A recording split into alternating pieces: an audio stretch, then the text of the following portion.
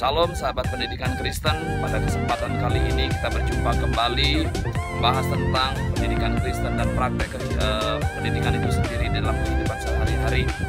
Sahabat pendidikan Kristen, dari Bendungan Palasari, bendungan terbesar yang ada di Pulau Bali yang diresmikan dan didirikan pada masa pemerintahan Bapak Presiden Soeharto, saya membagikan tips bagaimana untuk menjadi lebih produktif di dalam kehidupan sehari-hari. Tips yang saya ambil pada kesempatan kali ini diambil dari the five choices to the path of extraordinary productivity. Kiranya ulasan yang kami berikan pada kesempatan kali ini akan memberkati Bapak Ibu sahabat pendidikan Kristen semuanya. Tuhan Yesus memberkati. Setiap hari kita diperhadapkan pada banyak gelombang urgensi baru yang bersaing untuk mendapatkan perhatian kita. Misalnya SMS, email, telepon, rapat, dan lain-lainnya. Hal-hal tersebut membuat jadwal kita menjadi sangat penuh. Tanpa kita sadari ada banyak hal yang menyita waktu kita, tetapi sesungguhnya kita tidak produktif. Pada akhirnya membuat kita merasa lelah dan tidak puas. Volume kesibukan harian yang begitu banyak mengancam kemampuan kita untuk dapat berpikir jernih dan membuat keputusan bijak tentang apa yang penting di dalam kehidupan ini. Ulasan dari buku The Five Choices, The Path to Extraordinary Productivity menolong kita keluar dari rutinitas kesibukan yang kurang produktif. Buku ini menolong kita menghindari aktivitas yang kurang penting dan menolong kita mencapai tujuan penting dalam kehidupan profesional dan kehidupan pribadi kita. Didukung oleh sains dan pengalaman bertahun-tahun, The Five Choices, The Path to Extraordinary Productivity tidak hanya menghasilkan peningkatan produktivitas yang terukur, tetapi juga memberikan rasa keterlibatan dan pencapaian yang terus-menerus meningkat. Pilihan yang pertama dari 5 pilihan yang ada adalah berbicara tentang fokus dan lakukan apa yang penting. Jangan bereaksi pada sesuatu yang mendesak kita. Di dunia di mana kita dibayar untuk berpikir, berkreasi, dan berinovasi, alat untuk menciptakan nilai adalah otak kita. Kita memiliki satu otak, tetapi jika dilihat dari caranya bereaksi, maka otak dapat dibagi menjadi 2, yaitu otak reaktif dan otak berpikir.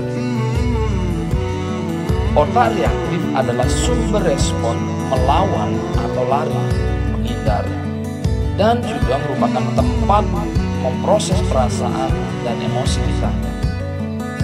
Otak reaktif memproses sesuatu secara otomatis sebelum kita memikirkan apa yang benar-benar sedang terjadi.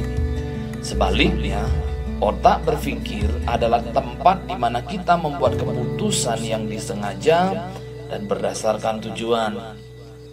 Sahabat pendidikan Kristen, pilihan 1 menuju produktivitas yang luar biasa adalah tentang menggunakan otak berpikir kita untuk bertindak daripada bereaksi, dan memilih untuk memperhatikan hal-hal dengan cara yang disengaja dan bijaksana. Pilihan pertama melengkapi kita dengan kemampuan untuk membedakan apa yang penting dari sekian banyak hal yang tidak terlalu penting, yang bersaing untuk mendapatkan perhatian kita setiap hari.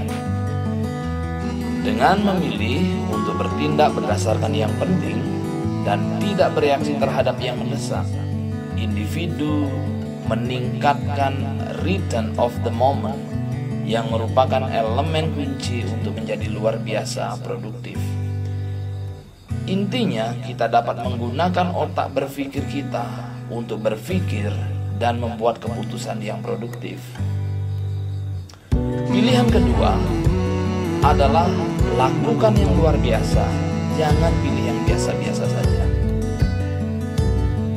Ketika kita menggunakan kata luar biasa, yang dimaksud bukan standar yang tidak dapat dicapai atau perfeksionis, akan tetapi berbicara tentang hal-hal yang menurut Anda paling dalam dan akan menciptakan nilai paling besar dalam hidup Anda saat ini. Pilihan 2 berfokus pada klarifikasi kriteria untuk keputusan yang kita buat setiap hari tentang bagaimana menggunakan waktu, perhatian, dan energi kita. Hasil pilihan 2 dan mengidentifikasi peran penting yang kita mainkan dalam hidup kita saat ini memberikan kerangka kerja untuk keseimbangan, motivasi, dan pemenuhan. Dengan mengklarifikasi mengapa kita melakukan sesuatu, kita dapat membuat keputusan terbaik dengan cara kita melakukan sesuatu. Pilihan 2 menghubungkan motivasi kita dan tujuan terdalam kita dengan proses pengambilan keputusan yang merupakan elemen kunci dari produktivitas yang luar biasa. Inti dari pilihan kedua adalah pilihlah hal-hal yang Anda lakukan, kemudian lakukanlah hal-hal yang luar biasa yang akan berdampak pada produktivitas kita. Pilihan ketiga, jadwalkan batu besar, jangan sortir yang kerikil.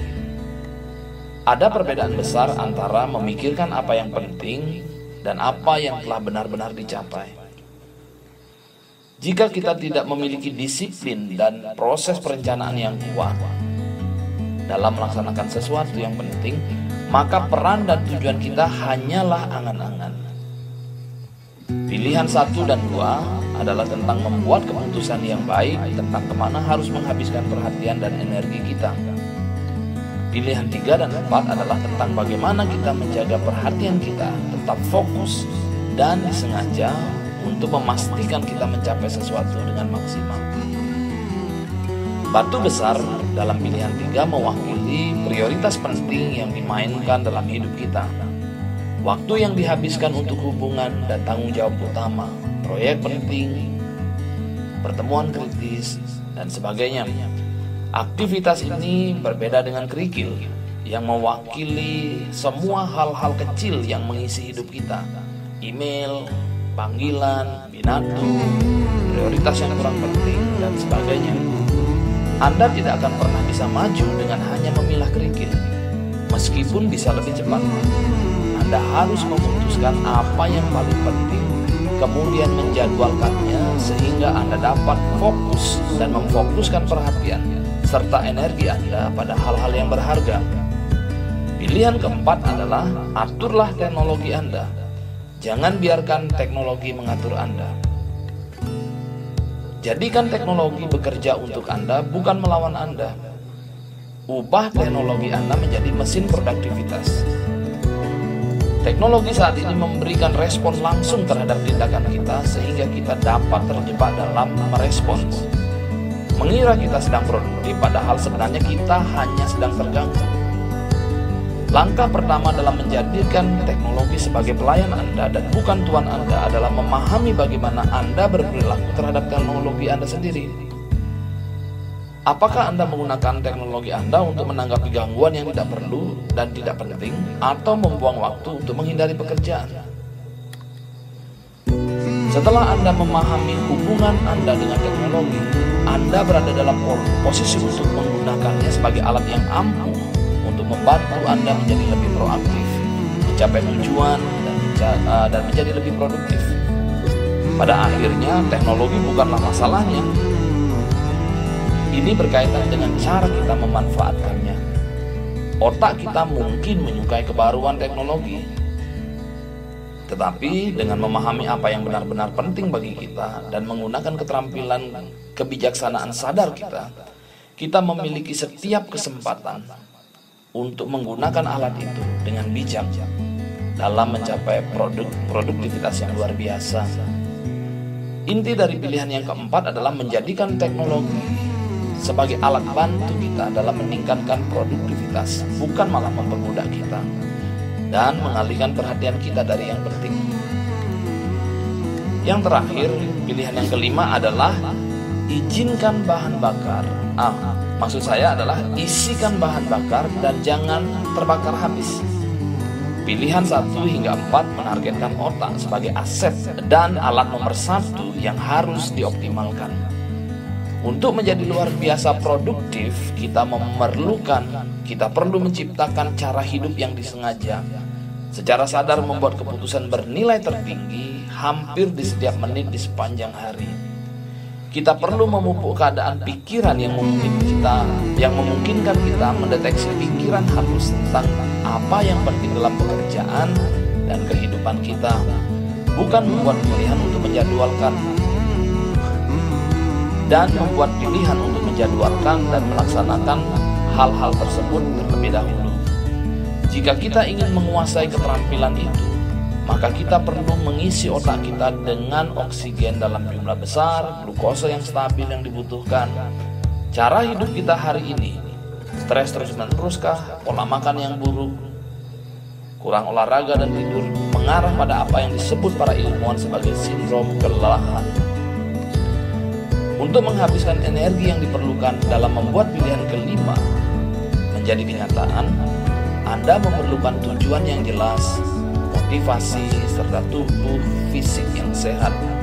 Ada 5 pendorong untuk menghasilkan energi: bergerak, makan, tidur, bersantai, dan membangun hubungan.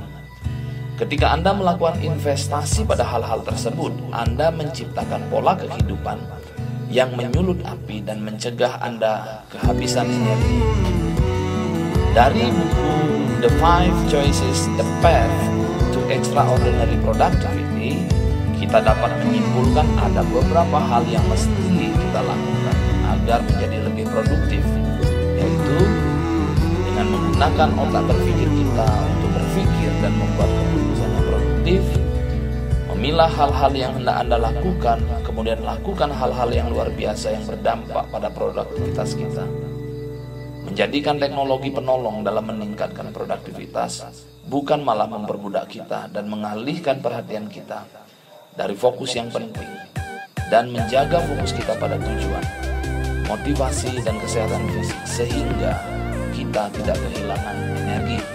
Kiranya uraian ini akan memberkati Bapak Ibu sahabat pendidikan Kristen dan menjadikan kita lebih produktif bagi kemuliaan nama Tuhan. Tuhan Yesus memberkati.